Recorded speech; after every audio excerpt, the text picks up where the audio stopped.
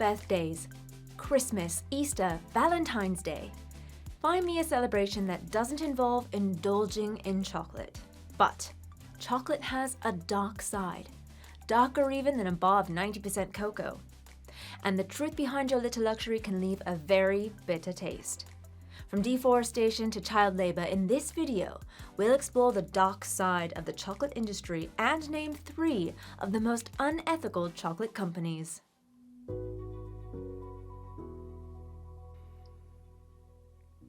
Before we get on to the companies who are doing really badly at their cocoa sourcing, let's talk a little bit about where your chocolate actually comes from, how it ends up on our supermarket shelves, and the true cost of your cheap chocolate bar. The majority of the world's cocoa is grown by small farmers in West Africa, where it's the source of livelihood for millions of people. In total, 64% of the world's beans are grown in Africa, 15% in South America, and 13% in Asia. But wherever it's grown, cocoa farmers receive barely any of the chocolate industry's $100 billion revenue. Estimates show they get between just 6 and 11%.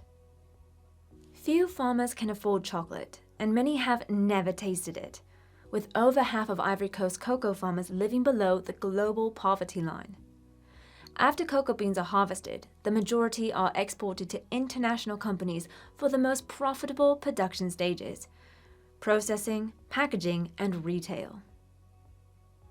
The average breakdown of monetary cost for a typical 1-pound bar of milk chocolate is as follows: 11 pence to the farmer.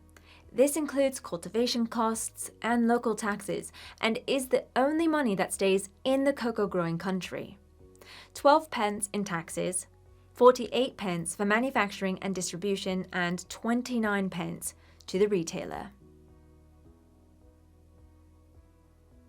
So how does the cocoa bean get turned into a sweet and smooth chocolate bar? Cocoa beans are harvested by families who might receive just $500 per year.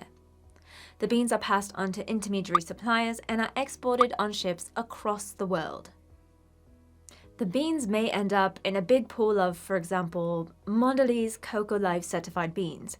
Mondelez is owned by chocolate giant Cadbury. The beans could be turned into a Cadbury's chocolate bar, which we buy in a shop, ultimately enabling Mondelez's CEO to get paid an annual $18 million.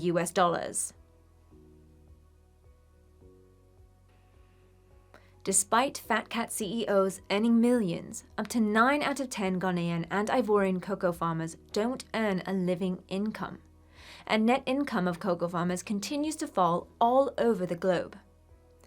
Cocoa farmers' income is so low that it's commonplace for them to rely on child labor and deforestation to get by. You've almost definitely eaten chocolate made using child labor.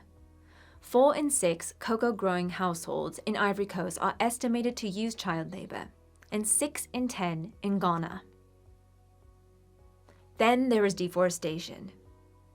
Cocoa trees need at least 3 years to become productive, and while they typically have an economic life of 30 to 40 years, yields start to decline after about 15 years. This means that just to maintain production, farmers may find themselves embroiled in cycles of deforestation to boost short-term yield.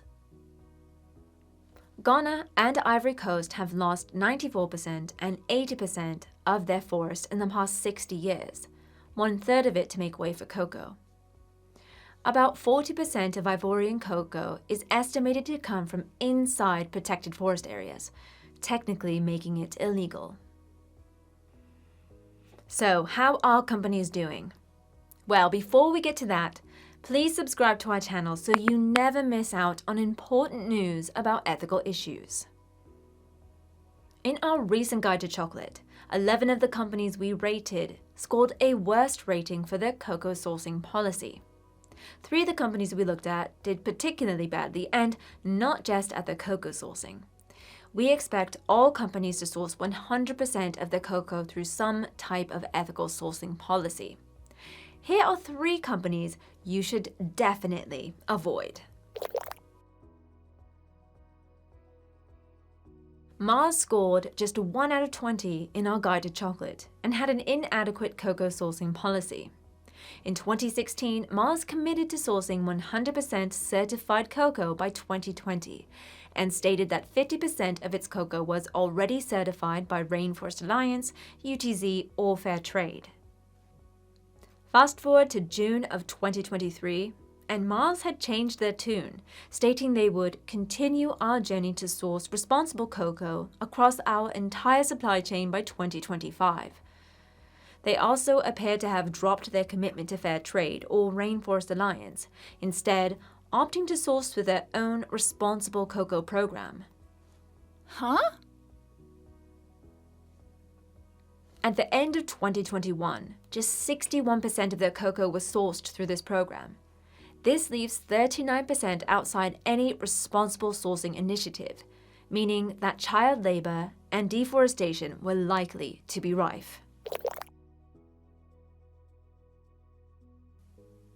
Mondelez, the company behind Cadbury, did even worse. They scored just 0.5 in our chocolate guide and again had an inadequate cocoa sourcing policy. The company's cocoa was not all certified by Fair Trade International or Rainforest Alliance.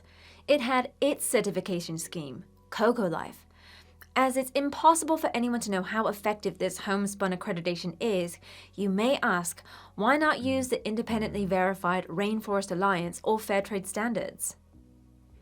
Not only this, its own accreditation scheme only covered 80% of its supply chain, meaning 20% of its cocoa wasn't covered by any ethical standards. Its goal is to have 100% covered by next year. Do you think they'll make it?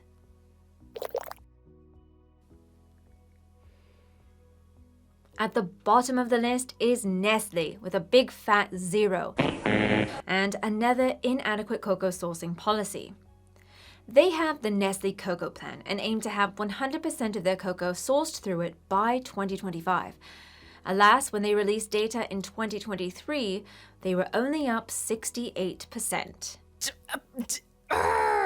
To be fair, around 50% of their global cocoa supply is also certified by Rainforest Alliance, and 100% of the cocoa sourced for products in the UK and Ireland have been certified since the end of 2015. But as a company with a long-running boycott against them over their aggressive marketing of baby milk formula, they're still a company to avoid. You can discover more about the other 8 companies who score the worst rating in our shopping guide to chocolate. In the guide, we go beyond workers' rights and look into the issues with dairy in chocolate, excessive plastic packaging, and much, much more. There's a link below. And don't forget to share this video with your friends so they can indulge in some ethical chocolate too. When you're buying chocolate, check out its independent verification. Is it certified by Rainforest Alliance or Fair Trade International? Perhaps it's even value added at source. What's value added at source, I hear you say? I'm glad you asked. Could we interest you in some chocolate? If you want to take the profit out of gluttonous big brands while still enjoying some actual chocolate, then value added at source chocolate is your best option. Value added at source is chocolate that was manufactured in the same country as the cocoa beans were grown in, meaning more profit stays inside the cocoa growing country. The benefits of buying this locally produced chocolate include: your money adds to the wealth of the cocoa growing country. You're directly helping micro companies and local job creation. You're helping budding chocolatiers in cocoa growing countries to survive this European dominated industry, and a shorter supply chain, making it easier to trace ingredients to source and ensure workers' rights are upheld. Value added at source chocolate is more expensive because local companies face issues, including lack of refrigeration and difficulty sourcing 4 of the 5 main ingredients in chocolate, which as small companies they can't bulk buy. Solutions and alternatives have to be developed, and these add to production costs. You're unlikely to see these brands at large supermarkets, but you can find them in local ethical stores. If you're struggling to find them in local stores, you can always buy them online. Check out our guide for more info on these companies. There's a link in the description below. Do you avoid certain chocolate brands because of their unethical practices and policies? Are there any ethical brands you prefer to buy from? Let us know in the comments below. And before you go, like this video, subscribe to our channel, and turn on notifications so you're always up to date with the latest news from Ethical Consumer. See you again soon.